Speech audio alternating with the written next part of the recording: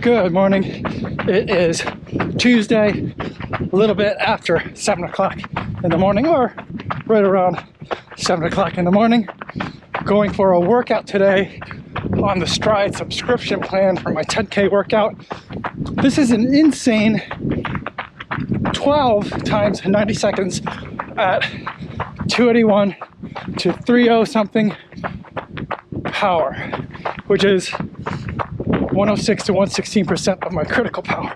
So it's going to be 18 minutes total of above threshold work. So this is going to be brutal. 90 seconds rest between each 90-second rep. I'm going to run it, or try to run it, off the Polar Vantage V2. See how that goes.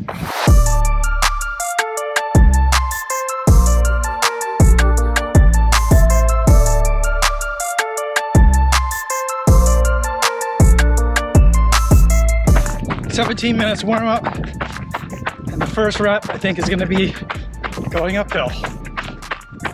I'm okay with that.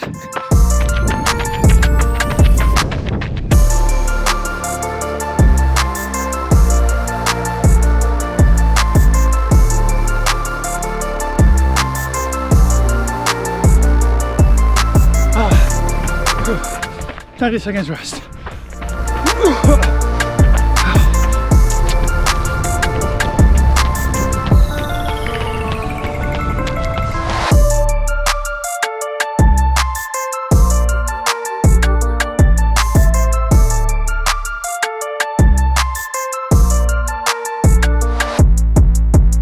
All right, finish the third rep. Oh, not dying. Maybe a little. Feeling good, I think. Oh, whew.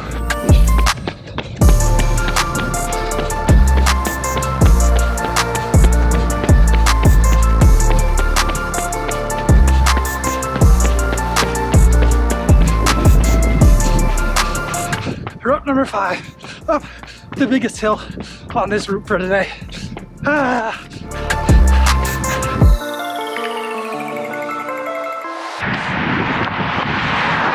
Six reps in. Gonna turn it around. I'm only halfway done with this workout. Oh.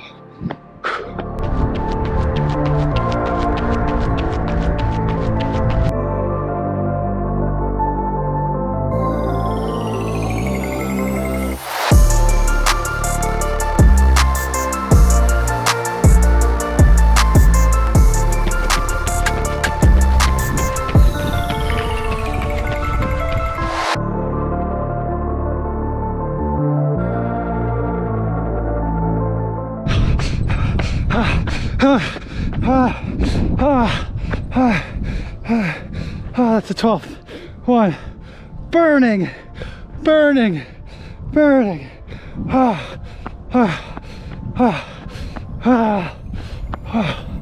Whose idea was that?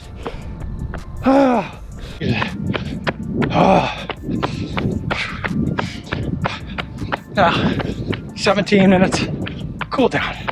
Nice and easy.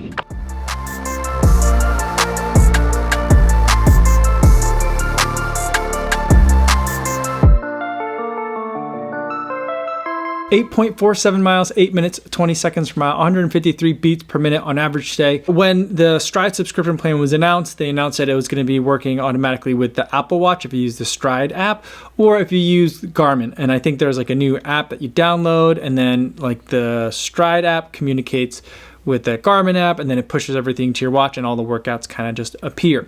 That same kind of like convenience isn't there on the Polar Watch. So the workaround that you're going to need to use is you're going to have to create the workouts, or like repeat the workouts in the watch, either using the Polar Flow app or using the web. Then when you go to actually run the workout, everything's going to show up fine in terms of like when it's the warm up, that will end and automatically transition into like a work period, then a rest, and then work, and then rest, and then so on and so forth. Then afterwards, I was able to look at the data in the same way that I was able to look at the data when I recorded it using the Stryd app and the Apple Watch. But I had to do one additional step, which was once the data came from my Polar Watch into the Stryd app, then I had to pair that data to the workout. And for the most part, when I'm able to do this workaround, everything works fine. But there's a couple of hiccups that I think you guys should know about that I also wish that and hope that Stryd and Polar will work together and kind of make it so that this process is a little bit more seamless and that the user experience is a little bit easier, especially since the whole benefit of the Stryd workout plan is that it's a workout plan that runs on power. So one of the things that I ran into when I was making the workout on the Polar Flow is that I could set like the duration of the warm up and I could set the duration of the work and the rest periods. All that part was fine. But I could only choose if I wanted to set like a heart rate range that I wanted for the warm up and the work period and the rest periods. I couldn't set like it to power. So I could set the duration, like for today's workout, 17 minutes for warm up, a minute 30 on, a minute 30 off. In that time, I could set the time and I could tell it, do I want to be in zones 1, 2, or 3, or 4 and 5, depending on whether I was resting or warming up or working. But I couldn't tell it like what the power ranges were that I was going to be. When I used the Apple Watch, every time I went from work to rest, the Apple Watch in the Stryd app would tell me like, here's the range of power that you need to be in for this part of the workout. And so that way I knew. I also would get an indicator on the Apple Watch letting me know, oh, I'm running a little bit hot, I'm not running hard enough, like here's how you need to adjust. So I was getting like constant feedback in terms of like, am I running the right intensity? I wasn't getting that from the Polar Watch today. I had to memorize like myself that in the work phase, I needed to be like 288 to like 308 or 306 watts, which I think corresponds to like, I think a little bit faster than 5K time, closer to like my mile pace.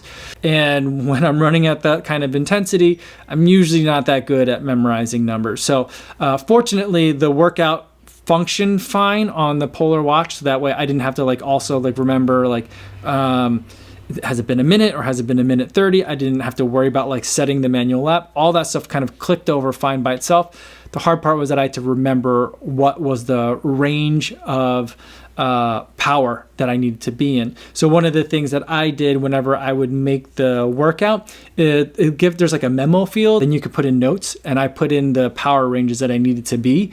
Now it didn't show me that memo field at the beginning of each like rep, but it was another like time right before I like started the run. It showed me that memo field in the watch so I could look at it and kind of remind myself. I think the hard part about that is if this was a more complicated, not that like a 12 by 90 second workout isn't complicated, that's pretty complicated. But like if it was like, 4 reps at 1 power range at 90 seconds, 3 reps at a different power range at maybe 2 minutes, and then 5 reps at a third power range at like 30 seconds, then that would have been something that would have been really difficult for me to memorize. And I think I would have had a real problem trying to execute that from this watch, given the limitations of it doesn't tell me like what power range I could be in. I would also like it if instead of like setting it, here's the heart rate ranges that I want to be in, if I could tell it what were the power like numbers that I wanted to be within. So that way maybe it didn't tell me like what was my power range I need to be in, but like the heart rate lock, which is one of my favorite features of Polar watches, if it could give me like a power range lock, then that would be enough as well, because then at least I would get like beeps and buzzes that would give me confirmations that I'm in the right power range or not. I could have sworn that that was a feature that was coming to the phase workouts in the Vantage V2, or at least in the Polar Flow app. And but I couldn't figure out a way to set up a workout that was structured by power and not structured necessarily by heart rate. That would kind of solve a lot of my issues there. The other issue that I had was on some other workouts, a couple of quick setting things that you might want to make sure you do is that if you're going to use the Polar watch and try to sync that data back up with the workouts and look at that in the Stryd app at all, you're going to want to turn off your auto mile splits, which I've always left that on at like 1 mile each. But, I realized I don't really need to turn that or leave that on, so it wasn't a big deal. These days, I don't really care exactly what my last mile split was if I'm just out and running. So it's not like a huge deal. And if I did want to see like what was I doing on each mile by mile basis, that's something I can do in the Polar Flow app. even if I haven't set my auto lap timers to demarcate automatically, I can go and make those demarcations in Polar Flow app after the fact, so not a huge deal. So I did turn that off because when I left it on, I had one workout and it should have just been like one long session as far as like the work period of this run. And instead, what I got when I combined that workout to the scheduled workout for the day in the Stryd app, it thought that I had done like 7 different sessions because that auto mile marker that had been set on the Polar Watch made the Stryd app just confused and thought that I had done like a whole bunch of different reps. So it kind of looked all goofy and it didn't give me the right kind of like average power number that I was looking for, at least in terms of comparing, did I do the workout as intended? And I also had some problems with it today as well because it seems like the Polar Watch and Stryd doesn't like it when you're mixing, as far as like these subscription plan workouts go, if you mix like a scheduled phased workout and like manual lap timing. So for this particular workout, it was those 12 reps of 90 seconds on, 90 seconds off, which is like a really high number of reps. And in the Polar Flow, the phone app, the mobile app anyway, you can't give yourself more than 10 reps. So that's kind of annoying. I feel like that number should go at least to 20, maybe if not to 40, but like 10 was a weird number for that to be on. You can set it higher than that if you're using a laptop and using a web browser, but from mobile you can only set it to 10. And so I figured, hey, not a huge deal, because then what I'll do is I'll just manually lap time like my last 2 reps and then do like a cool down that's a little bit longer than, you know, what the workout things I'm going to do, just to make sure everything kind of like lines up properly. So I figured I would have 10 reps that lined up correctly in terms of on off, and then 2 that I would have to like, you know, kind of manually do myself. But what ended up happening is even though like the workout advanced as I thought it would, automatically going from warm up to work to rest to work, then once I started manually lap timing, like all those like automatic movements, which would have normally like indicated like when one phase of the workout was done and I moved on to the next, all that kind of like wiped out. And so I had one really long like warm-up session that looked really goofy because I had 10 reps in that warm-up session in addition to the warm-up. And then it made it look like I only did like 2 of the reps that I was supposed to, and then after that just did like a really long cool down. So like that got all goofy because I was mixing like automatic like clicks over and manual laps, like auto laps and manual laps. So that was kind of annoying, but just something to like keep an eye on. You got to pick one or the other, either manual lap it all the way or do it in a workout. You might have to go to the web, like from a desktop, to be able to get your workout in correctly, and then it'll work out fine and you won't have to worry about manual lapping. So basically don't manual lap anymore if you're going to use the Stryd subscription plan workout with the Polar Watch. So not huge deal breakers, but it's a little bit annoying. I wish that there was more power support in terms of when I make a structured workout. I would hope that that's a relatively easy thing for Polar to fix. I'm hoping it is. Not fix, but like kind of update and push out in terms of something that they could do next time. Because I think that then I wouldn't really worry or mind all that much that I have to like manually enter all the structured workouts, because there's really only 2 of them a week. And so it's not like it's something that I have to do every single day. So, so not a minor thing, but just a couple of things that I wanted you guys to be able to like be aware of if you're trying to use Polar with that Stryd subscription program. So it's still fully compatible. You're still getting your pace, you're still getting your distance data, you're still getting your power number from the Stryd footpod, as well as all the other Stryd footpod metrics.